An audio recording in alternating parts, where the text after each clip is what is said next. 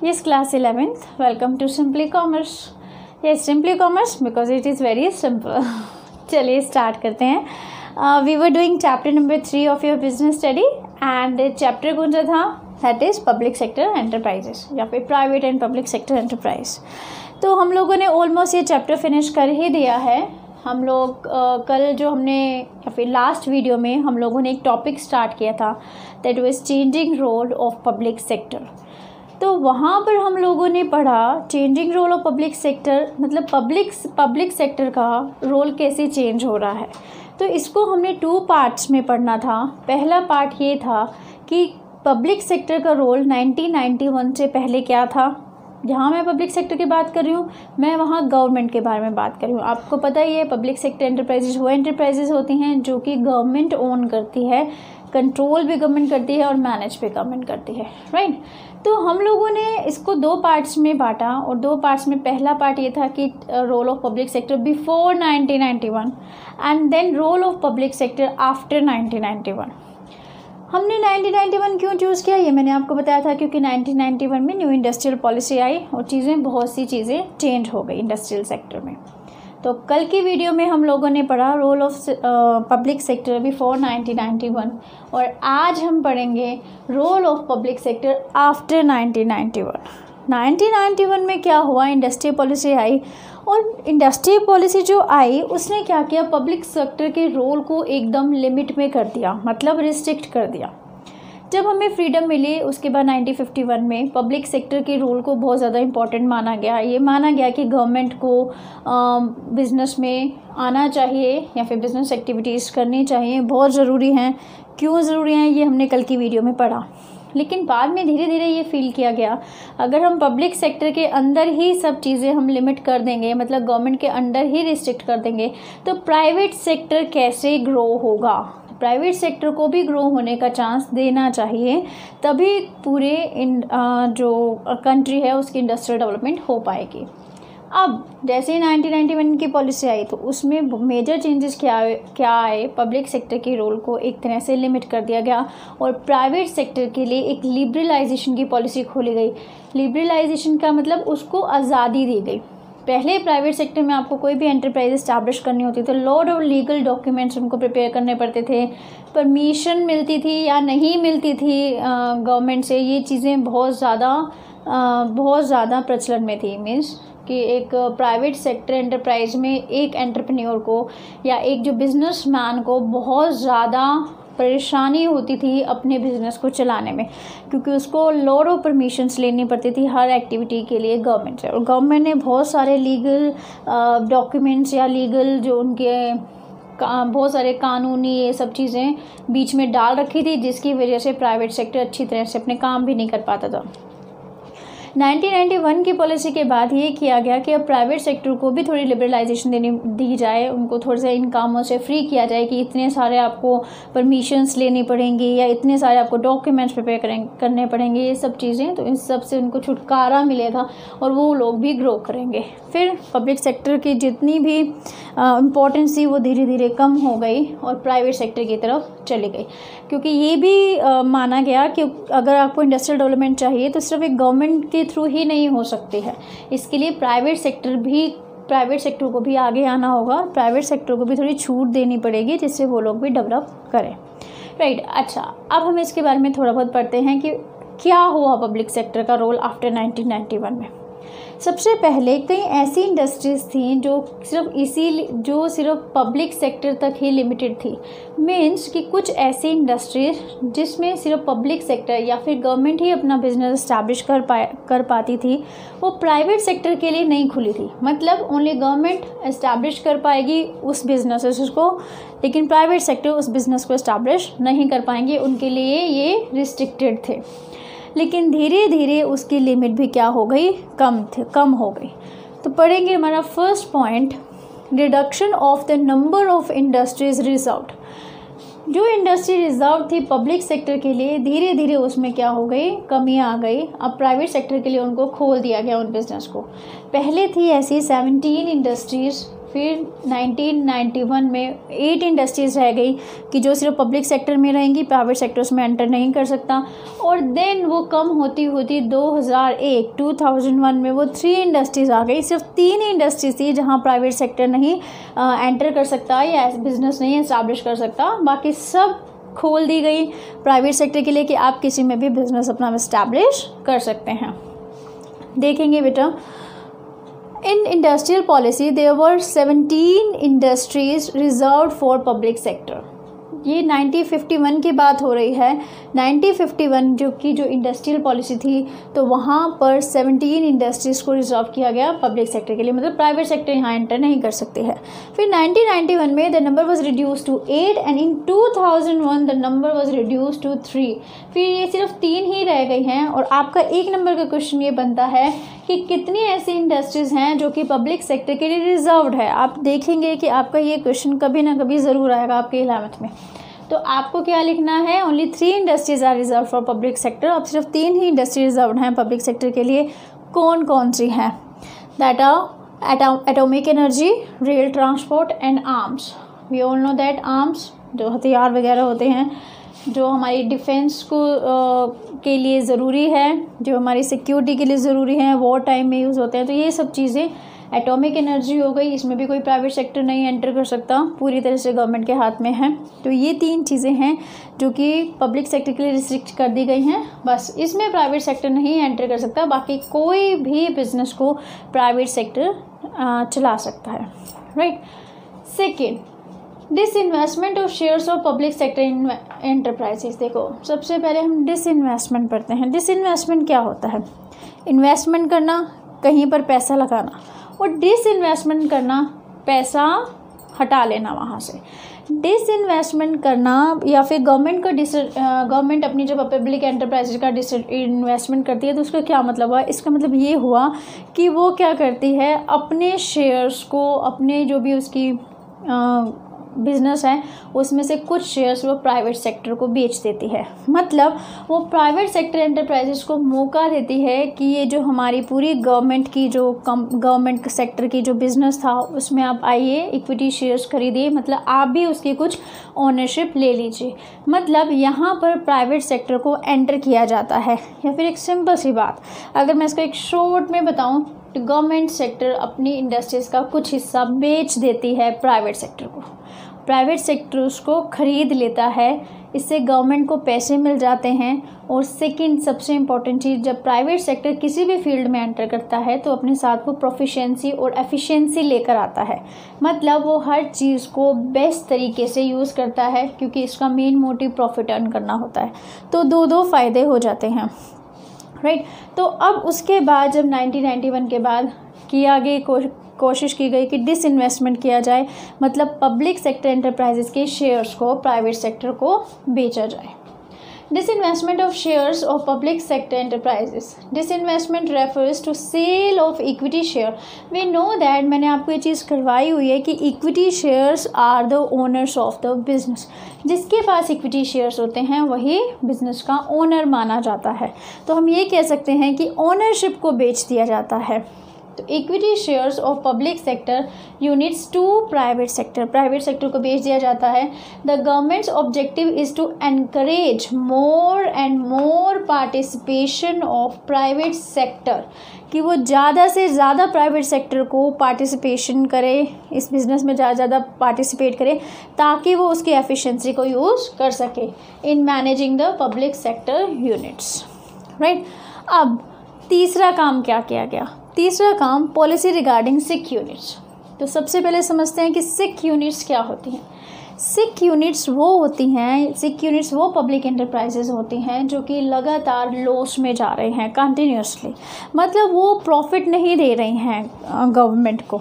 तो सिक यूनिट्स जो लगातार लॉस में जा रहे हैं।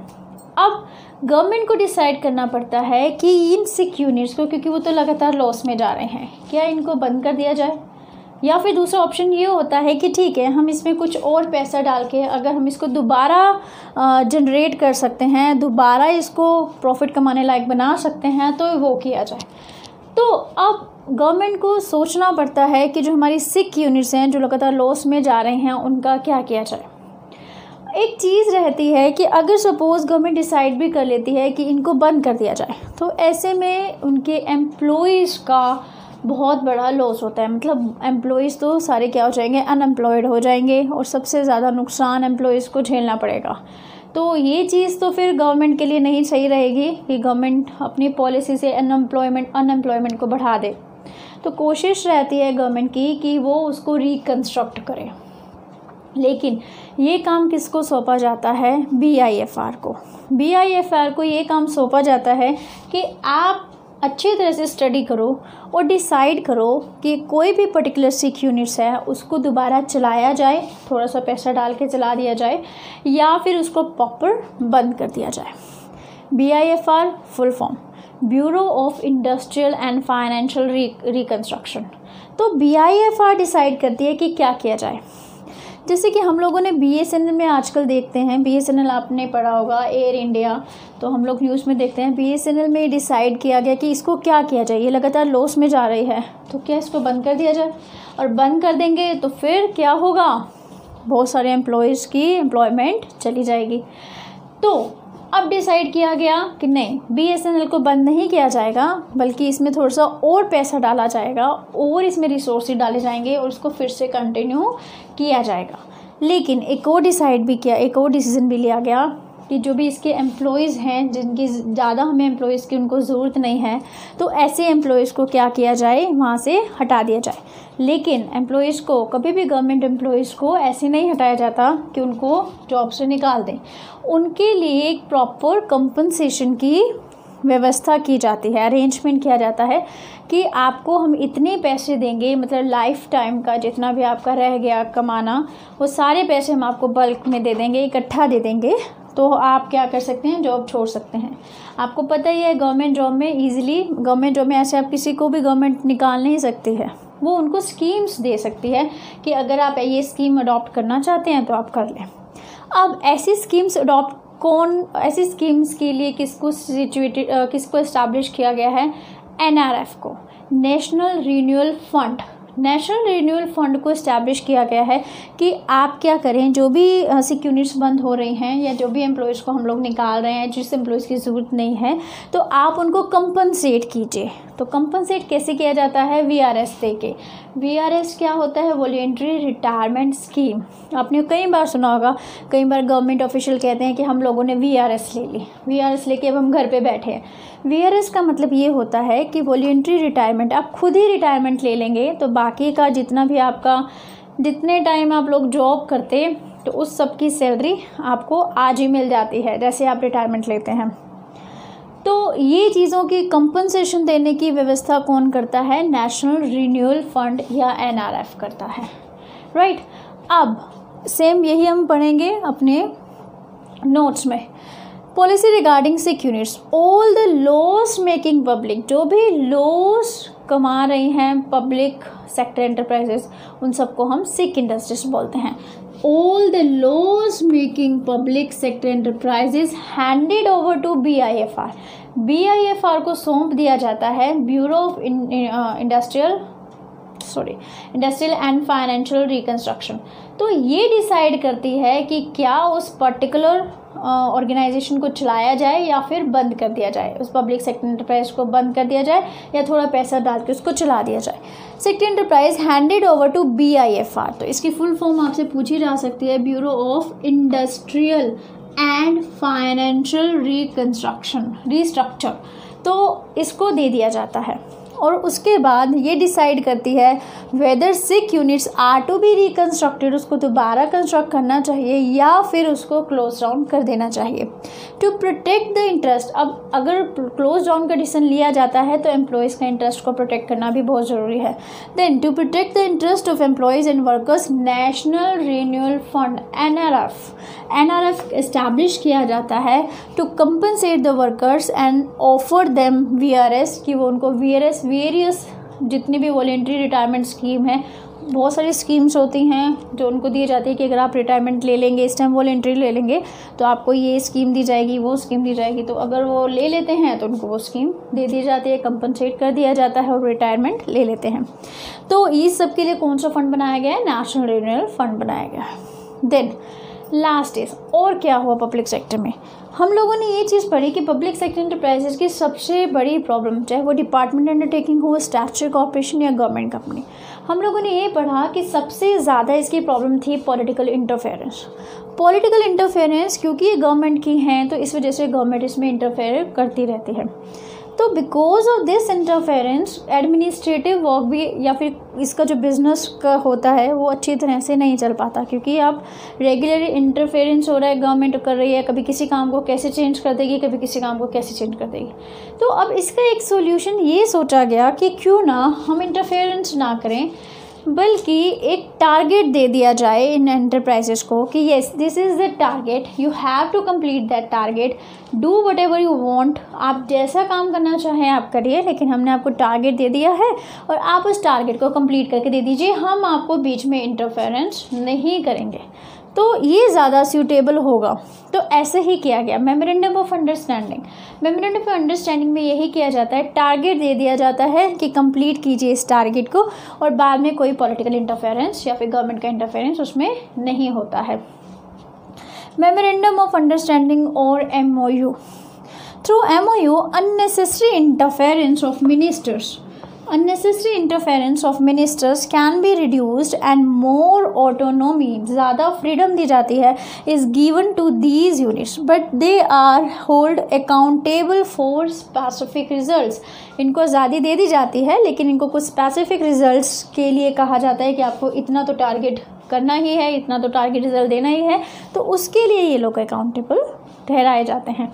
But day to day work में इनको ऑटोनॉमी दी जाती है, फ्रीडम दी जाती है कि do whatever you want to do, कैसे भी आप बिज़नेस को चलाना चाहे आप बिज़नेस को चलाइए। ठीक है, तो अब हमने ये वाला टॉपिक कंप्लीट किया, role of public sector after 1991। Short में करते हैं हमने क्या क्या किया। हमने फर्स्ट में किया कि हमने 1991 के बाद पब्लिक सेक्टर जो भी थे इंडस्ट्रियल, अब नाउ 3 तक लिमिटेड हैं, मतलब 3 ही हैं जो कि पब्लिक सेक्टर में हो गए हैं, बाकी सब में प्राइवेट सेक्टर पे अपना बिजनेस ओपन कर सकता है। वो 3 कौन से हैं? आर्म्स है, देन एटॉमिक है, एंड थर्ड इज़ रेलवे। फिर सेकंड हमने ये पढ़ा कि अब गवर्नमेंट क्या कर रही है, वो डिसइन्वेस्टमेंट की तरफ भी जा रही है। डिसइन्वेस्टमेंट का मतलब पब्लिक सेक्टर एंटरप्राइजेस के शेयर्स को वो क्या कर रही है, सेल कर रही है, ओनरशिप को सेल कर रही है, ताकि प्राइवेट सेक्टर भी उसमें एंटर कर पाए और प्राइवेट सेक्टर की एफिशिएंसी से उन पब्लिक सेक्टर एंटरप्राइजेस को बहुत अच्छी तरह से चलाया जा सके। तीसरा क्या चीज़ हम देख रहे हैं, तीसरा हम ये चीज़ देख रहे हैं कि ऐसी यूनिट्स, पब्लिक सेक्टर यूनिट्स बहुत लंबे टाइम से लॉस में जा रही है, तो उसका उन्होंने क्या किया, उन्होंने उसके लिए क्या किया, एक BIFR इस्टेब्लिश किया, bureau of industrial and finance reconstruction. तो वो डिसाइड करेगा क्या इन कंपनीज़ को चलाया जाए, पब्लिक सेक्टर एंटरप्राइज को, या फिर बंद कर दिया जाए। और अगर ये डिसाइड किया जाता है कि बंद कर दिया जाए तो एम्प्लॉयज़ को कंपनसेट करने के लिए एक फ़ंड बनाया गया, that is national renewal fund. वहीं से ही different type of schemes government employees को ऑफ़र की जाती है कि अगर वो वॉलंटरी रिटायरमेंट ले लेंगे तो उनको ये स्कीम दी जाएगी, ताकि वो लोग भी हैप्पी रहें। और क्या किया इसके अलावा, memorandum of understanding. Memorandum of understanding सबसे बड़ी कमी दूर करता है पब्लिक एंटरप्राइजेस की, कि पॉलिटिकल इंटरफेरेंस जो रहता है वो कम हो जाता है। इनको एक टारगेट दे दिया जाता है, ये अपना टारगेट कंप्लीट करते हैं, चाहे कोई भी पॉलिसी को अडॉप्ट करें। इसमें पॉलिटिकल इंटरफेरेंस क्या हो जाता है, डे टू डे वर्क में कम हो जाता है और बिजनेस अच्छी तरह से चल पाता है।